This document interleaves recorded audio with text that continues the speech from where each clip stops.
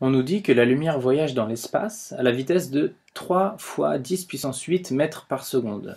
Si la lumière a besoin de 5 fois 10 puissance 2 secondes pour faire le trajet du Soleil vers la Terre, quelle est la distance Terre-Soleil en mètres? On nous demande le résultat en écriture scientifique. Donc, on a la lumière qui voyage à la vitesse de 3 fois 10 puissance 8 mètres par seconde, et on nous dit qu'elle met 5 fois 10 puissance 2 secondes pour faire le trajet du Soleil vers la Terre. Donc pour répondre à la question de la distance Terre-Soleil, il faut qu'on se souvienne d'une chose qu'on a déjà vue il y a plusieurs vidéos auparavant lorsqu'on parlait de la vitesse d'Usain Bolt. On a besoin de la relation fondamentale qui nous dit que la distance est égale à la vitesse fois le temps.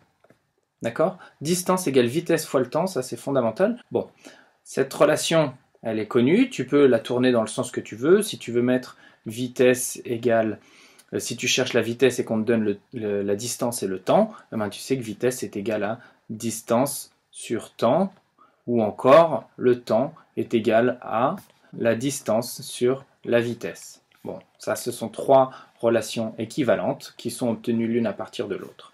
Donc, dans le cas qui nous concerne, on veut connaître la distance lorsqu'on a la vitesse et le temps. La vitesse et le temps. Donc, on va reporter nos valeurs dans cette expression. On a d qui est égal à la vitesse 3 fois 10 puissance 8. Alors, on va écrire les unités mètres par seconde, multiplié par le temps, 5 fois 10 puissance 2 secondes. Ici, on a un produit. On n'a que des multiplications là-dedans. Donc, on peut réarranger l'ordre et écrire chaque membre de ce produit dans l'ordre qu'on veut. Donc, si on reprend, on va réarranger un petit peu. On va prendre 3 multiplié par 5. Je vais essayer de garder les mêmes couleurs. Et 10 puissance 8 multiplié par 10 puissance 2. Et enfin, je vais aussi déplacer les mètres par seconde que je vais multiplier par des secondes.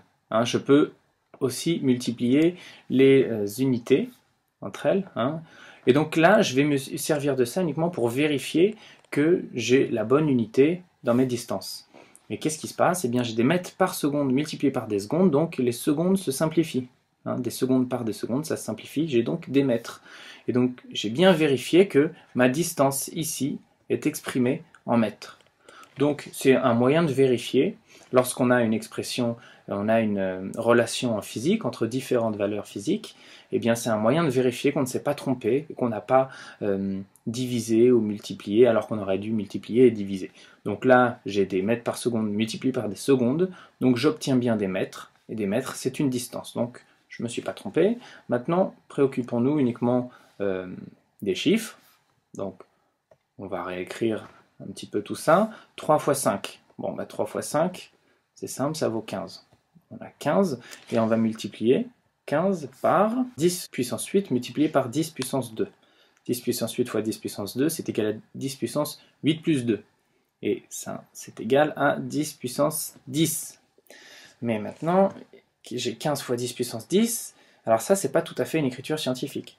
15, ici, le nombre que j'ai devant ma puissance de 10, il doit être compris entre 1 et 10, 10 étant exclu. Donc je dois transformer 15 en 1,5. Donc je vais le réécrire tout de suite, 1,5. Maintenant, qu'est-ce que j'ai fait pour passer de 15 à 1,5? J'ai déplacé la virgule d'un rang vers la gauche, autrement dit, j'ai multiplié par 10 puissance moins 1 pour passer de là à là. Donc, si je multiplie 15 par 10 puissance moins 1, il faut que je multiplie 10 par 10 puissance 1.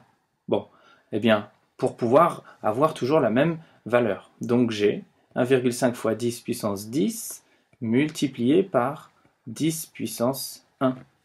Et là, je vérifie que si je prends 1,5 fois 10 puissance 1, je retombe sur 15. Donc je retombe sur 15 fois 10 puissance 10. Donc, si je simplifie ça, j'ai 1,5 fois 10 puissance 11.